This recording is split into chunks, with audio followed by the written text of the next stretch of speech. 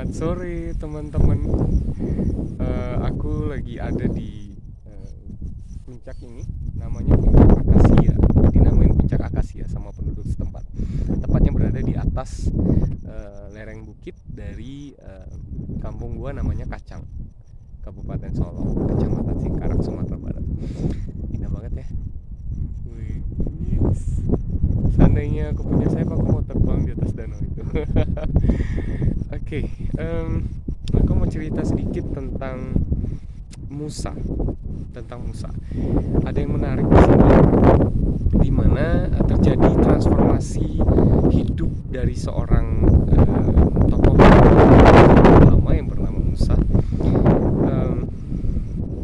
Kita tahu perjalanan Musa sebelum dipanggil Tuhan membebaskan umat Israel di tanah Mesir. Dia hidup dalam kemewahan di istana Firaun sebagai anaknya Firaun dan putri Firaun.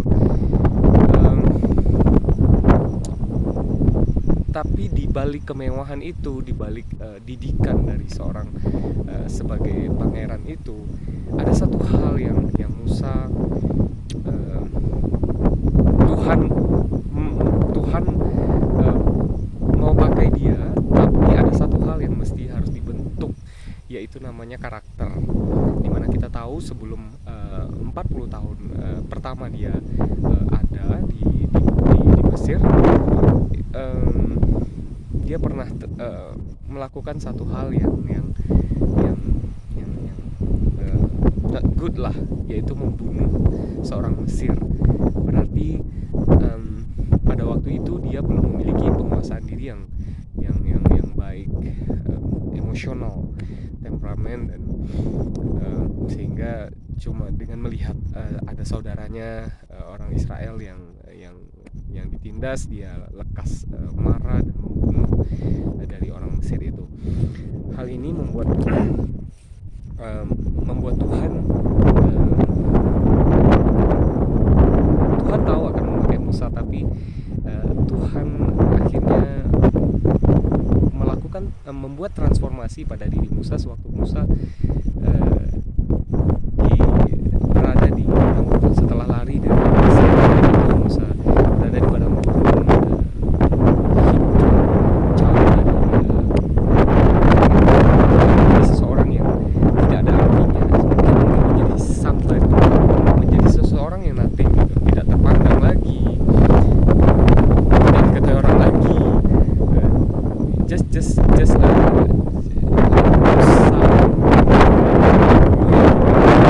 cerita saja, tapi dia hidup di Midian sebagai orang asing, sebagai pendatang, tidak dikenal, bukan siapa-siapa.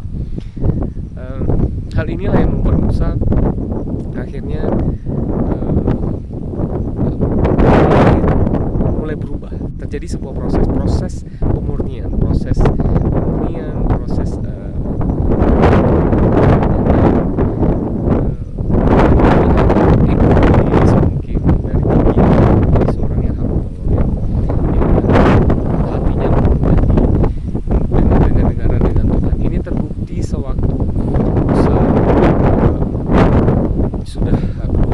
Alkitab mencatat bahwa Musa adalah orang yang hatinya lemah lembut, hatinya sangat lembut, bilang Alkitab. Dan itu kaget dibandingkan dengan Musa yang membunuh seseorang, tapi at least setelah melewati masa proses itu, akhirnya pemutusan di umur 80 dan sudah keluar dari Mesir, dia menjadi orang yang disebut hatinya sangat lembut. Apa yang terjadi 40 tahun di fase hidupnya saat terjadi itu, pastinya itu adalah proses Tuhan yang berusaha mulai dewasa, mulai banyak hal apa sih yang Tuhan bisa. Jadi mungkin saja, kalau saja seandainya 40 tahun di Midian itu proses itu tidak ada, mungkin kalau Musa langsung diutus dengan keadaan Musa yang 40 tahun pertama itu, mungkin baru di tulah kedua atau ketiga Musa sudah menyerah. Dia tidak memiliki kesabaran, dia akan tinggalkan mungkin. Nah, sudahlah, tidak usah ngeluarin umat ini dari Mesir. Peduli amat gitu, karena dia mungkin punya, karena jalan pintas yang akan diambil, karena karakter belum terbentuk. Jadi memang Tuhan terkadang mau memakai seseorang itu perlu sebuah proses yang mesti dialami oleh seseorang itu. Jadi teman-teman siap-siap, misalnya teman-teman pernah minta sama Tuhan, Tuhan pakai aku, Tuhan pakai aku. Siap-siap, setelah itu akan ada sebuah proses yang teman-teman lalui, tapi laluilah proses itu dengan rela, laluilah proses itu dengan rendah hati, sehingga proses itu tidak perlu berlama-lama, dan memang kalau sudah saatnya tiba, Tuhan akan angkat teman-teman. Tuhan akan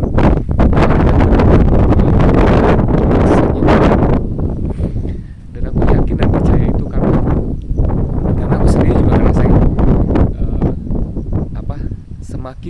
semakin diproses itu membentuk hati dan karakter, dan itu penting. Karakter itu penting. Jangan sampai menjadi orang yang berharapan tapi tidak memiliki karakter. Hasan dan Ihin pernah bilang kalau itu sama saja dengan seseorang yang memiliki karakter begitu. Enggak banget. Kita lihat perbedaan antara Saul dan Daud, di mana Saul itu dipakai Tuhan di saat dia belum diproses. Akhirnya apa? Dia menjadi raja yang angkuh, menjadi raja yang sombong, menjadi raja yang iri hati. Di saat ada orang generasi berikutnya dipakai, menjadi raja yang tidak mau dengar-dengaran dengan Allah, menjadi raja yang tidak taat dengan nabi, bahkan Nabi Samuel yang memurapi dia sendiri. Karena ya begitulah.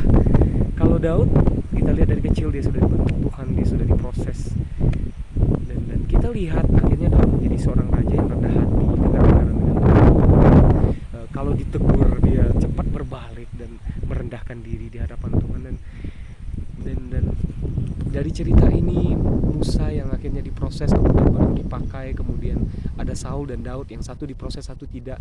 Kita lihat bahwasanya soal dipakai Tuhan itu, ya Tuhan bisa saja memakai siapa saja. Itu ya bisa saja memakai siapa saja gitu, teman-teman gitu. Tapi lebih daripada dipakai Tuhan adalah karakter, hati yang benar, hati yang rendah hati yang dengar-dengaran dengan Tuhan, dan mau mendengar didikan dan ajaran. Itu lebih penting sih menurut aku, teman-teman. Jadi tetap kuat di dalam Tuhan. Jangan sampai gara-gara sedikit intermezzo dari aku ini membuat teman-teman udahlah kalau itu nggak usah dipakai Tuhan. Nggak dipakai Tuhan pun ya